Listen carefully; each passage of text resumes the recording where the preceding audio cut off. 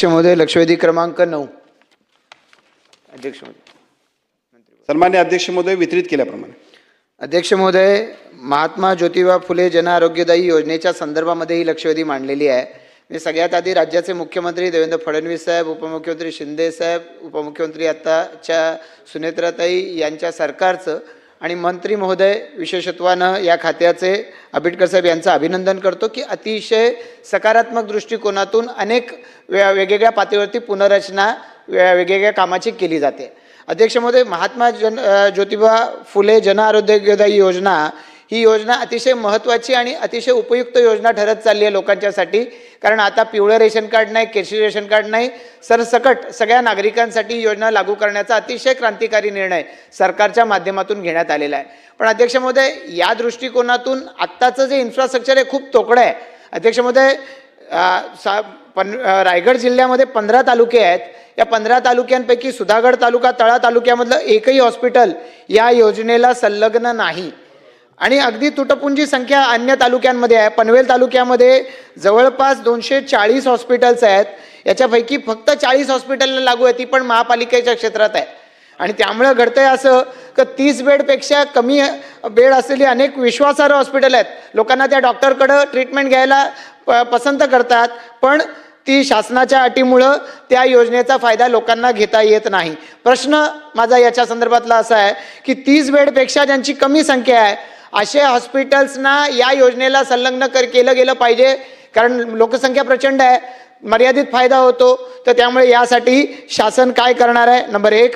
दुसरं अध्यक्ष महोदय, की अशा हॉस्पिटलची माहिती ही प्रायमरी हेल्थ सेंटर म्हणजे प्राथमिक आरोग्य केंद्र, UPSC याच्यासारख्या ठिकाणी सार्वजनिक महत्त्वाच्या ठिकाणी लावली गेली पाहिजे. ती लावण्याच्या दृष्टिकोनातून शासन निर्णय घेतं, अंमलबजावणी होत नाही. यासाठी शासन काय करणार आहे?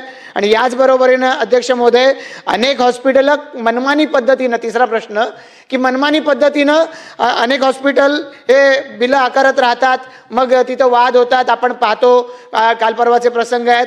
मग अध्यक्ष महोदय, दरतक्ता अशा हॉस्पिटल्सनी लावला नाही तर जसं मेडिकल स्टोअरचं तुम्ही 5 दिवस 7 दिवस महिनाभर सस्पेन्शन करता, तशा पद्धतीनं अशा हॉस्पिटलचं ऑपरेशन सुद्धा सस्पेंड केलं पाहिजे. ते शासन करणार आहे का?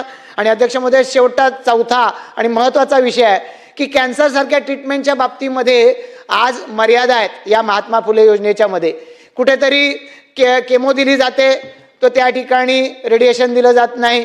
मग अशा पद्धतीनं ही मर्यादा कशामुळे आहे? कारण ट्रीटमेंटची कॉस्ट शासन जे देत आहे ती खूप कमी आहे. तुम्ही प्लास्टिक सर्जरीला देत नाही, आता टंगला तुम्ही प्लास्टिक सर्जरीमध्ये टाकून दिलं म्हणजे जिभेचं ऑपरेशन होऊ शकत नाही. कसा फायदा होणार या योजनेचा? आणि म्हणून अध्यक्ष महोदय, जसं तुम्ही अँजिओग्राफी प्लास्टिक केल्याशिवाय अँजिओग्राफीचे पैसे देत नाही, त्याच धर्तीवरती जर फर्स्ट स्टेज, सेकंड स्टेज याच्या कॅन्सरच्या डायग्नोसिससाठी जर तुम्ही ट्रीटमेंटला पैसे मंजूर करायला लागलेत या धर्तीवरती, तर त्याच्यातून फर्स्ट स्टेज सेकंड स्टेजला डिटेक्ट होतील, अनेक लोकांचे जीव वाचू शकतील. तर अशासाठी ज्या स्वयंसेवी संस्था, अनेक कॅन्सर मित्र या दृष्टिकोनातून जे काम राज्यभरामध्ये करतायत, तर यांना सोबत घेऊन या संदर्भामध्ये शासन या संदर्भामध्ये काही एखादा महत्त्वाचा निर्णय घेणार आहे का? मंत्री महोदय.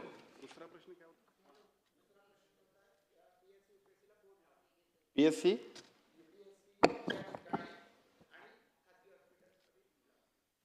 सन्मान्य अध्यक्ष महोदय, सन्मान्य सदस्य प्रशांतजी ठाकूर साहेबांनी या ठिकाणी महात्मा फुले आरोग्यदायी योजनेच्या कामकाजाबद्दल आणि त्या कामकाजामध्ये सुधारणा करण्याबद्दल काही चांगले प्रश्न विचारलेत. विशेषतः त्यांनी पनवेल आणि रायगड जिल्ह्यामध्ये सुद्धा 30 बेडच्या आत असतील तर अशा हॉस्पिटलला मान्यता देण्याबद्दल आम्ही धोरण करू काय, अशा पद्धतीची भूमिका विचारली. मी आपल्याला सांगतो की मध्यंतरी सुद्धा सन्मान्य आदितीताई तटकरे, आपल्या महिला बाल कल्याणच्या मंत्री, त्यांनी सुद्धा माझ्याकडे आग्रह केला होता. विशेषतः आदिवासी भागामध्ये, कोकण पट्ट्यामध्ये या सगळ्या सेवा द्यायच्या असतील तर या 30 बेडचा सुद्धा निकष थोडासा कमी केला तरी हरकत नाही. आम्ही सकारात्मक आहोत. चांगली हॉस्पिटल याच्यामध्ये आली पाहिजेत आणि या हॉस्पिटलच्या माध्यमातून ज्या गोष्टी आम्हाला द्यायला पाहिजेत लोकांना त्या देण्याबद्दलचा एक धोरण म्हणून आम्ही निश्चितपणे ती भूमिका घेतो. आणि माझी विनंती आहे की अशी जी हॉस्पिटल असतील त्याला आपण सुद्धा एकदा धोरण केल्यानंतर जी चांगली हॉस्पिटल असतील त्याला आपण सगळ्यांनीच करणं, आपण सगळेजण लोकांसाठी काम करतो, त्यामुळे आपल्याला त्या सगळ्या गोष्टींचं राईट ब्रीफिंग असते, त्याप्रमाणे आपण सूचना दिल्या तर त्याचा फायदा निश्चितपणे लोकांना होईल. दुसरा मुद्दा आपण सांगितला की मनमानी पद्धतीचे ते काय दर एकूण घेतले जातात हॉस्पिटलमध्ये आणि त्याच्याबद्दलचा लोकांचा एकूणच पॅनिकनेस जो आहे त्याच्याबद्दल सुद्धा आपण प्रश्न विचारला. खरं म्हणजे हा विषय जो आहे तो सगळ्याच महाराष्ट्रातल्या सार्वजनिक आरोग्य विभागच नव्हे तर सगळ्या हॉस्पिटलच्या बद्दल लोकांच्या मनामध्ये आहे आणि त्याच्याबद्दल Bombay nursing act, Maharashtra nursing act आणि आता उद्यासुद्धा क्लिनिकल इस्टॅब्लिशमेंट ॲक्ट जो आपण करतोय त्या सगळ्यामध्ये स्पष्टता आहे. त्याच्याबद्दलचं संयुक्त समितीकडे ते आपण हे बिल आपण सादर केलं आहे. पुढच्या 3 महिन्यांमध्ये या सगळ्याबद्दलची स्पष्टता येईल आणि महाराष्ट्रामध्ये सुद्धा एका बाजूला राईट टू पेशंट आणि राईट टू हॉस्पिटल अशा सगळ्या पद्धतीची एक चांगली सुविधा तयार होईल की ज्याच्या माध्यमातून सर्व नागरिकांना अतिशय दर्जेदार आणि योग्य आणि माफक पद्धतीने उपचार मिळायला पाहिजेत. हॉस्पिटलचा फायदा होत असताना पेशंटवरती सुद्धा आर्थिक भार पडू नये यासाठीची एक नियमावली आपण करणार आहोत, त्याचा फायदा निश्चितपणे होईल. तिसरा मुद्दा आपण सांगितला की कॅन्सरची जी ट्रीटमेंट आहे त्या कॅन्सरच्या ट्रीटमेंटमध्ये अतिशय महागड्या अशा पद्धतीच्या ट्रीटमेंट होतात, त्याच्यामध्ये वेगवेगळ्या पद्धतीच्या उपचार पद्धतीचा आमच्याकडे समावेश नसतोय. माझी विनंती आहे की आता याच्यानंतर सुद्धा आम्ही कॅन्सर, न्यूरो आणि आर्थोची पॅकेजेस आपण चांगल्या पद्धतीची द्यायची, जेणेकरून एकही रुपये हॉस्पिटलनं एक्स्ट्रा घेता कामा नये. एकाही माणसाला उपचार अर्धवट मिळाल्यामुळं त्याच्या आरोग्याला धोका होता कामा नये यासाठीची आमची प्राथमिकता असल्यामुळं कॅन्सरच्या उपचारामध्ये सुद्धा आम्ही आता पेट स्कॅनसुद्धा आणतोय.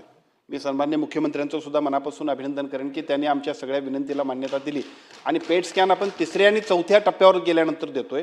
दुर्दैवानं तोपर्यंत पेशंटला खूप उशीर झालेला असतोय. सन्माननीय मुख्यमंत्री महोदयांच्या आम्ही हे निदर्शनास आणून दिल्यानंतर विशेष बाब म्हणून त्यांनी पेट स्कॅनला मान्यता दिली. आमचा आता प्रयत्न असा आहे की कोणत्याही परिस्थितीमध्ये फॉलोअप पॅकेज असेल, त्याला अजून काही सुधारणा असतील, पूर्वीचं जे काही डायग्नोज करण्याची पद्धत असेल ती सुद्धा या आजारात आणण्याचा प्रयत्न आम्ही करू. चला पुढे जाऊया. बोला. अध्यक्ष आजची उद्योगनगरी न्यूजला सबस्क्राईब, बेल आयकॉनला प्रेस करा, लाईक, कमेंट आणि शेअर करा.